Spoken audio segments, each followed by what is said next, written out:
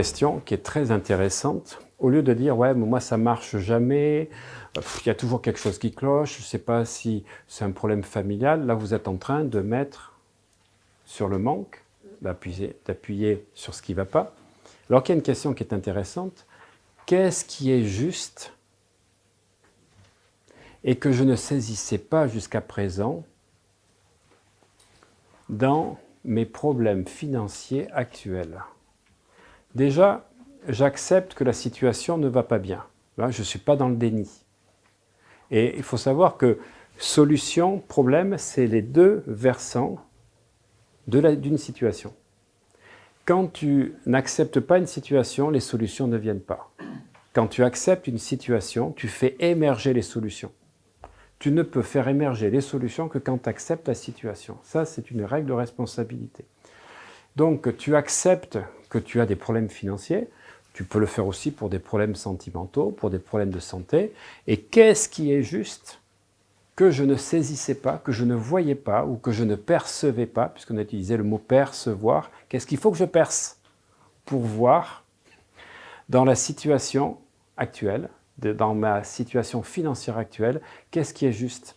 Et donc en fait, qui montre qu'il n'y a pas un alignement de moi. Vous voyez, là, je suis en train de vous créer tout un tas de questionnements pour ne pas être dans la victimisation, pas être dans la culpabilisation non plus, accepter que c'était comme ça, parce que vous savez quelque chose, si vous acceptez que la situation est comme ça, vous pouvez la changer. Parce que si vous n'acceptez pas la situation actuelle, vous ne pouvez pas la changer. Quand tu es dans le déni, ben, tu repousses totalement les choses. En fait, en les acceptant, tu leur permets de pouvoir évoluer. Quand la personne accepte la maladie, on n'a pas dit qu'elle acceptait le diagnostic que les médecins font. Ils acceptent la maladie. Là, tu peux effectivement agir. Mais quand tu dis non, non, je ne suis pas malade, j'ai rien, etc., ben là, tu es en train de t'enfoncer. Donc, faire émerger la solution ne peut se faire que lorsque tu acceptes la situation. D'accord ? Donc ça, c'est super important. Et là, vraiment, tu peux libérer, on va dire, les résistances que tu avais pour pouvoir libérer des solutions. Alors, on est toujours dans ce questionnement, et un petit peu comme la question qu'on a dit. Ouais. Que puis-je, dans cette situation, percevoir, savoir,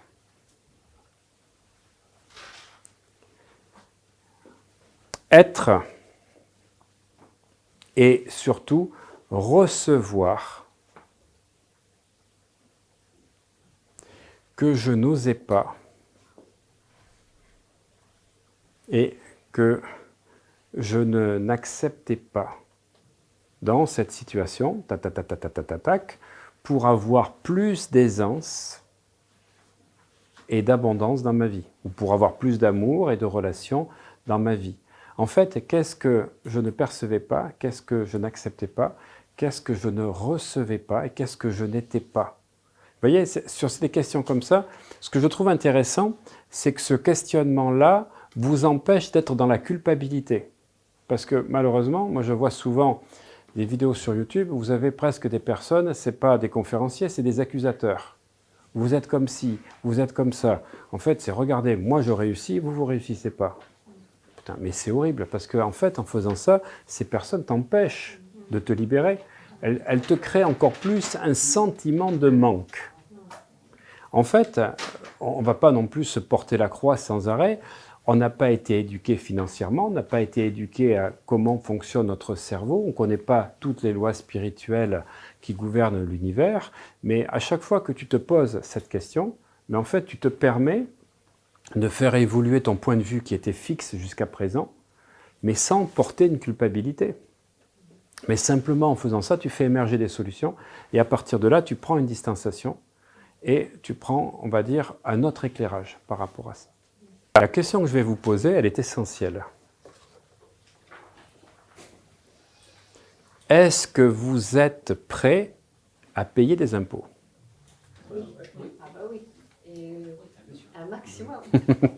Voilà, mais c'est un point de vue capital. Je connais trop de personnes qui disent « Ah, moi, je ne veux surtout pas payer d'impôts. » Mais t'inquiète pas, ton subconscient, il a entendu.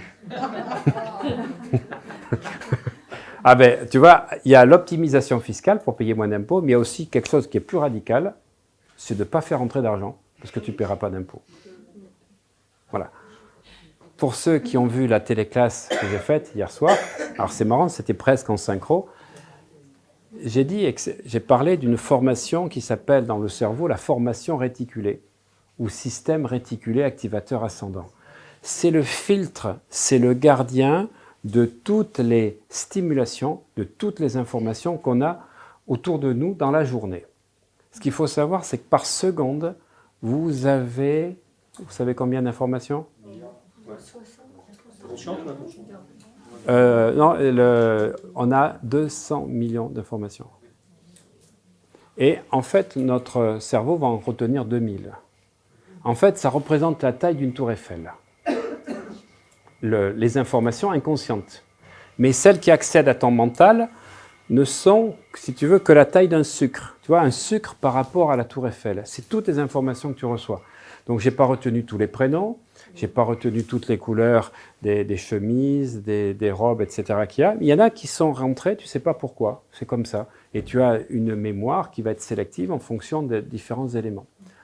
En fait, le système réticulé activateur ascendant, il retient tout ce que tu dis. Et quand tu dis, par exemple, « Ah oui, cette voiture, elle n'est pas pour moi. » Alors, ça va très loin. Ou « Cette montre n'est pas pour moi. » Ou « Ah ouais, ce poste, il n'est pas pour moi. » Tu envoies un sacré message à ton système réticulé activateur ascendant. Parce qu'aujourd'hui, ce n'est pas pour toi.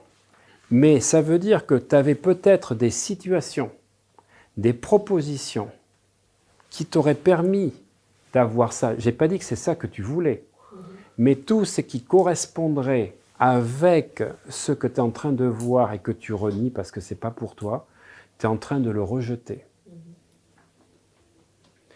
Je ne suis pas fort en maths, je ne suis pas fort en orthographe. Ok, mais tu n'as pas de souci, tu n'es pas fort en orthographe, tu ne verras plus jamais une annonce de journaliste faite pour toi.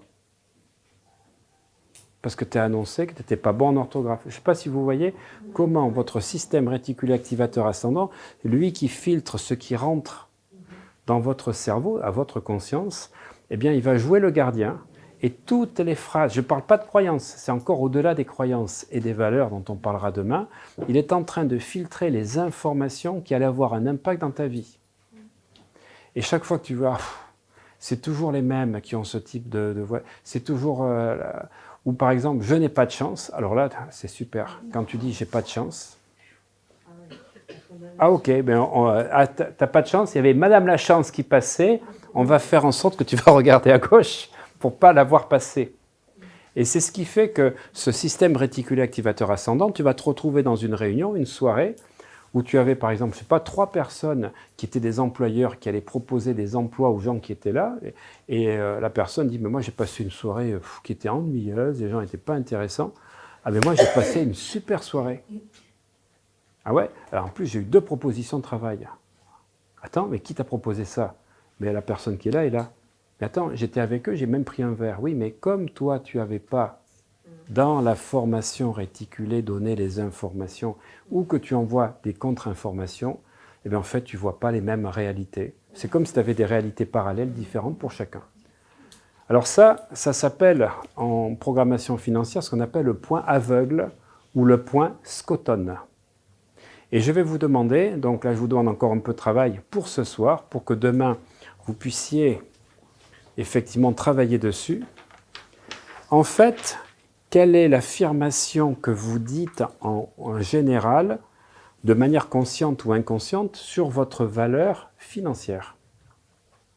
Par exemple, tu peux dire, ben moi, tu vois, cette année, je gagne 2500 € par mois. Boum, tu es bloqué à 2500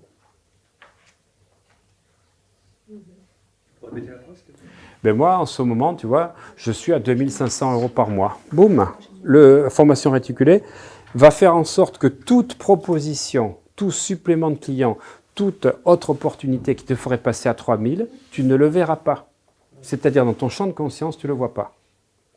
Donc c'est là que vous prenez conscience, c'est pour ça qu'on commence par cette prise de conscience sur ces mécanismes qui sont essentiels à comprendre, bien avant d'aller dans le cerveau. C'est que si tu te dis ça, tu t'identifies à ça. Vous avez compris pourquoi on est dans le détachement, la dissociation, prendre du recul pour pouvoir se reprogrammer. Donc tu t'es identifié à 2500 euros, tu n'auras... Et si tout d'un coup tu avais une prime de 5000 euros, tu sais quoi, tu as la chaudière qui va lâcher dans 2 mois, ou la voiture qui va avoir un carton, ça te coûte 5000 euros, la prime d'assurance, parce qu'en fait, on va te ramener au thermostat. Donc ce que je voudrais, c'est que vous notiez tout ce que vous dites à vous, tout ce que vous dites aux intimes, aux amis, sur votre situation financière, sur ce que vous dites sur l'argent en général. Tu sais, en ce moment, je trouve que c'est de plus en plus dur de gagner d'argent. Hop! Eh bien, ton système réticulé activateur ascendant va faire en sorte que ça va être très difficile. Alors, on peut dire que c'est une croyance, mais là, ce que je vous dis, ce n'est pas qu'une croyance, c'est aussi la façon dont ton cerveau, parce que la croyance te conduit, la façon dont le cerveau va filtrer les informations. C'est-à-dire que tout ce qui serait au-dessus de ce seuil, tu ne le vois pas. Donc, tu t'es fixé un premier seuil de par les histoires que tu te racontes, un, auquel tu crois, mais deux, les affirmations que ton système réticulé activateur ascendant va filtrer. C'est la même chose quand les gens disent « Oui, moi, actuellement, je sais ce que je veux plus. » Oh là là. 2 erreurs. D'abord, je ne veux plus d'hommes infidèles dans ma vie, ou des personnes qui vont dire de l'autre sexe, moi je ne veux pas rencontrer des femmes vénales. Ok, alors d'abord le ne pas, le subconscient ne comprend pas, mais en plus, c'est la résonance du mot. Vénal ou infidèle. Donc le système réticulé activateur ascendant, qui est là, comme je vous dis, pour concentrer que les informations nécessaires et évacuer tout le reste, il a compris que ce qui est important pour toi, c'est infidèle et c'est vénal. En fait, il va concentrer ton attention que sur les personnes infidèles ou vénales. Sauf que toi, tu ne le sais pas et ton ego, waouh! Alors là, cette personne, je la sens bien. Ouais, mais tu es trahi par tes sens, parce que c'est des illusions, les sens. En fait, on est en train de te faire croire que cette personne est importante, te correspond, parce qu'en fait, le système réticulé, il a compris que c'était une personne importante pour toi. Waouh! Alors là, vous comprenez qu'il y a un gros travail, un yoga mental qu'on est en train de mettre en place, et on fera demain des tests, hein? Oui, non, par rapport à des phrases, par rapport à ta valeur, et ça, vous pourrez le faire juste avant qu'on aille manger. Je suis aligné avec l'objectif financier que je veux. Oui, non, je vaux tant, 2000, 2007, 3000, waouh! Ah, ça, c'est génial, hein? Tu peux même identifier les valeurs, les phrases, les croyances que tu dis qui te bloquent. Waouh, waouh, waouh, waouh, waouh, c'est super. Et en fait, tu comprends que tout ce que tu dis, tout ce que tu annonces, voilà, mais moi, tu comprends, j'en ai marre de cette société dans laquelle les plus faibles et ci et là, mais chaque fois que tu parles, tu renforces et tu crées des trucs. C'est pour ça qu'il y a des moments où je dis aux gens, je dis, écoutez, je ne reste pas avec vous. Alors d'abord parce que votre conversation, je la trouve, c'est pas inintéressante, je la trouve négative. Parce que ce que vous êtes en train de dire, vous êtes en train, mais monsieur, vous ne m'écoutez pas. Je dis non, mais je n'ai pas envie de vous écouter. Parce que si vous connaissiez les lois de l'esprit, vous ne parleriez pas de ça. Par contre, vous diriez, comment je peux améliorer ma situation ? Quoi d'autre est possible ? Quel genre de vous voyez le genre de conversation qu'il faut avoir avec vous-même et avec les autres, dans une interaction positive, constructive, avec des questions qui vont faire émerger des solutions, plutôt que de dire des choses qui vont continuer à vous identifier à des niveaux dans lesquels vous ne pourrez jamais vous sortir. Et puis comme il y a des formes pensées dont on parlait au sujet de l'argent, il ne faut surtout pas, comme on disait tout à l'heure avec le fameux balancier, donc de Zélande, donc de pouvoir s'identifier à ça. C'est vraiment pas important. Moi, quand les gens me parlent des actualités, je n'étais même pas au courant la dernière fois qu'il y a eu des inondations dans le sud, mais je fais même plus attention. C'est-à-dire que je ne suis même pas connecté. Des fois, je découvre des choses, alors je me dis, mince, je ne peux pas prendre l'avion ou le train à cause de ça. Oui. En commun, commerce, quand on a des clients qui parfois sont négatifs, on ne sait pas toujours les remballer non plus. Oui, mais tu ne les remballes pas. Mais si tu veux, tu ne rentres pas dans la conversation avec émotion. Parce que si tu mets un vide, un détachement. Si tu n'es pas dans le détachement, si tu es dans l'émotion, alors là, c'est terrible pour toi. Moi, ça ne m'appartient pas. Est-ce que ça m'appartient? Ça ne m'appartient pas.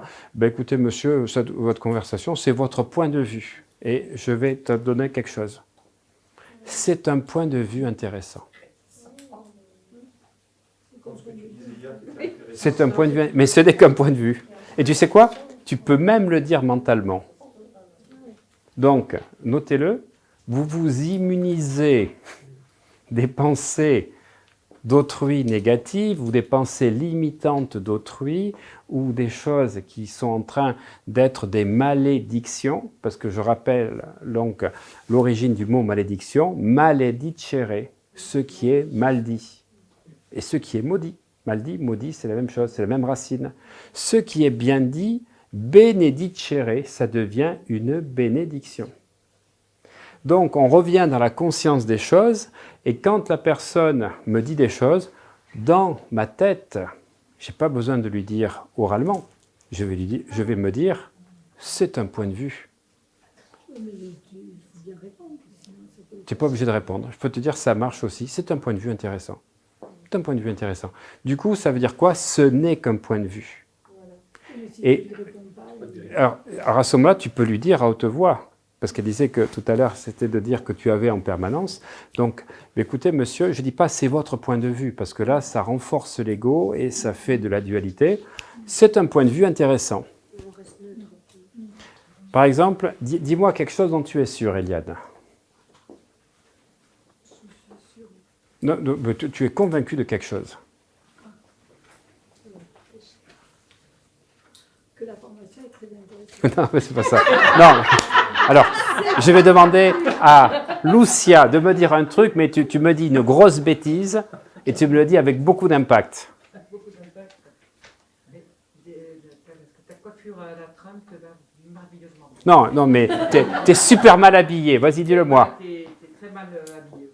Voilà. Alors, si je dis c'est ton point de vue, regarde comment elle réagit. Tu vois, elle fait ça. Si par contre je dis, écoute, c'est un point de vue très intéressant. C'est neutre et tu peux pas enchaîner. Et alors, tu sais quoi? La personne, ça m'est arrivé d'avoir des teckels là, comme ça là. Ils sont petits mais ils mordent les mollets. Dans des formations d'hypnose, tu vois, des fois les mecs ils veulent en savoir plus que toi, etc. Je dis c'est un point de vue très intéressant. Et c'est une personne qui venait de la part de la concurrence, certainement, qui dit oui, mais l'hypnose d'érection, c'est un point de vue très, très intéressant. Oui, mais par exemple, quand je parle, c'est un point de vue très intéressant. Je ne disais pas c'est votre point de vue. Et à un moment donné, il dit, mais vous allez arrêter de dire que c'est des points de vue intéressants. Je dis, c'est très intéressant comme point de vue intéressant d'avoir un point de vue intéressant. Triple, je lui ai fait. C'est un point de vue très intéressant d'avoir un point de vue intéressant sur des points de vue intéressants. Ça a été terminé. Il m'a plus embêté. Et tu sais quoi? Moi, je jubilais. Parce qu'en n'étant pas dans l'émotionnel, en étant neutre, je n'ai donné aucune énergie. Alors, comment tu peux faire au quotidien? Parce que tu es constamment, on est dans un système où les gens sont plus dans le négatif que dans le positif. C'est des balanciers, ouais. Et c'est difficile de ne pas communiquer sans être pris pour, sans que ça soit pris pour du dédain ou des choses comme ça. Il y en a qui vont vraiment l'identifier comme ça, notamment dans le travail. C'est compliqué quoi, de se positionner. Mais teste-le. Tu sais quoi? Je dis toujours la même chose. Ne projette pas le fait que ce soit difficile, parce que tu ne l'as pas fait, tu le testes. Et tu sais quoi? Je te fais le pari que dans une semaine, tu as 2 ou 3 personnes dans ton travail qui vont faire comme toi, qui vont dire mais c'est génial. Et tu sais quoi? Tu vas dire mais je suis super parce que au lieu de subir les autres, je suis en train d'être un centre de rayonnement et de gratification, d'accroissement pour les autres. Moi, c'est un point de vue que j'ai pris à travers un penseur d'avant les années 40 qui s'appelle Wallace Wattles. Wallace Wattles, qui a parlé de la science de l'enrichissement et qui a inspiré, pour te dire, Bill Gates. Bill Gates et d'autres ont suivi son programme à l'époque. Il dit, ne soyez jamais dans la concurrence. Ne soyez jamais en concurrence avec les autres. Soyez un centre de rayonnement et d'accroissement pour les autres et vous allez devenir un aimant à abondance, un aimant financier. C'est-à-dire si tu dis, ouais, celui-là, je veux être devant lui, je veux gagner plus que lui, je veux avoir plus de clients, plus de stagiaires, plus de ci, plus de là, c'est une erreur. Je souhaite simplement être un centre, mon centre à moi, que ce soit dans ta profession libérale, dans l'art, dans la dentisterie, etc., de dire je veux être un centre d'accroissement pour les autres. Et quand tu les fais grandir, parce que l'univers est en accroissement, et le principe de l'univers c'est d'être en expansion, ben tu sais quoi? Ah ben, ça te revient démultiplié. Voilà, donc en fait, comme j'ai ça en tête en permanence du matin au soir, c'est pour ça que je donne beaucoup de contenu, ça ne me dérange pas de faire plein de contenus gratuits sur YouTube. Alors, ce qui me dérange un peu plus, c'est de voir que c'est repris par beaucoup de gens, voilà, qui se l'attribuent, qui se l'approprient, mais c'est comme ça, ça fait partie du système, voilà, il faut le faire, mais si tu veux, c'est quand les gens te reprennent les mêmes phrases, sans changer. Des fois, c'est un peu... voilà, mais bon, c'est comme ça. Donc je dis voilà, ben, ça permet à d'autres personnes de le connaître par d'autres canaux. Voilà, et ben, en fait, ben, c'était dans une expansion continue. Comment je peux être, et là tu le transformes en question, comment je peux être un centre d'expansion pour les gens qui sont dans mon univers? Waouh! Comment je peux être un centre d'amélioration pour les gens? Comment je peux faire croître les gens financièrement, spirituellement? Et je peux te dire que quand tu as vraiment ça en tête, eh bien, ça te revient, mais vraiment par puissance 10. C'est ce que tu dis toujours. Ah, mais tout à fait, tout à fait. Et toujours avoir de la gratitude. Ah, tout à fait, tout à fait. Et on ne peut pas dire pour nos enfants. Ah, si tu veux, mais si tu veux, tu le fais pour tes enfants, mais il faudrait que tes enfants le fassent pour eux.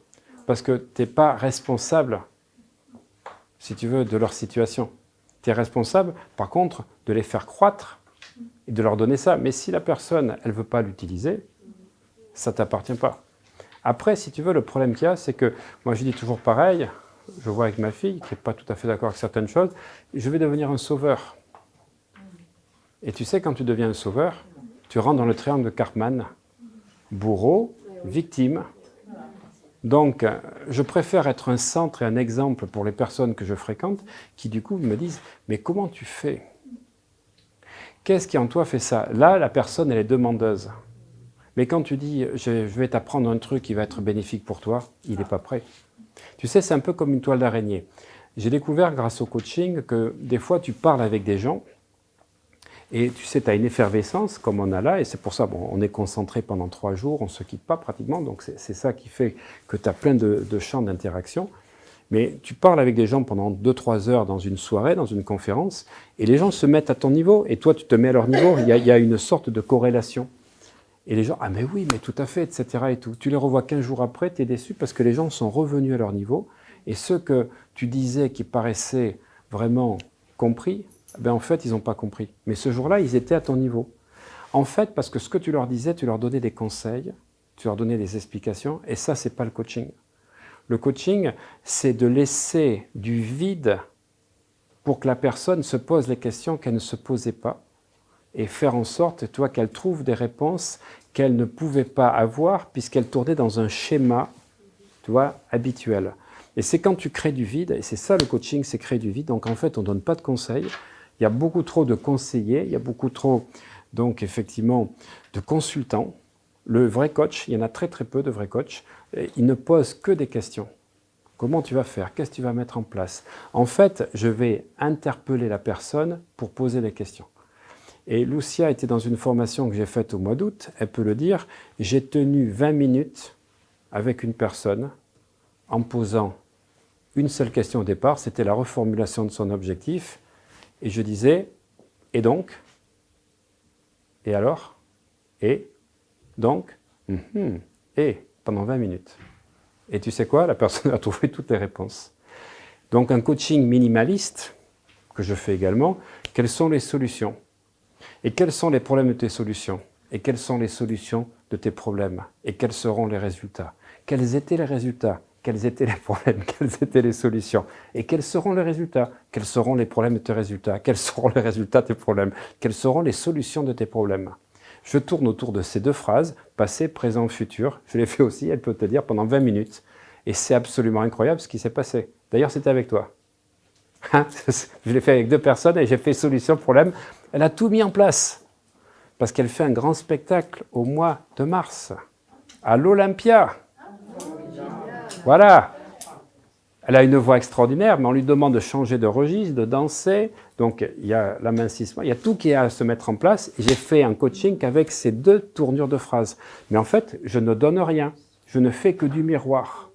Parce que si tu donnes des résultats, si tu donnes des conseils, des recettes, ben la personne, elle ne peut pas se l'approprier, puisqu'elle n'a pas fait le travail de conscience.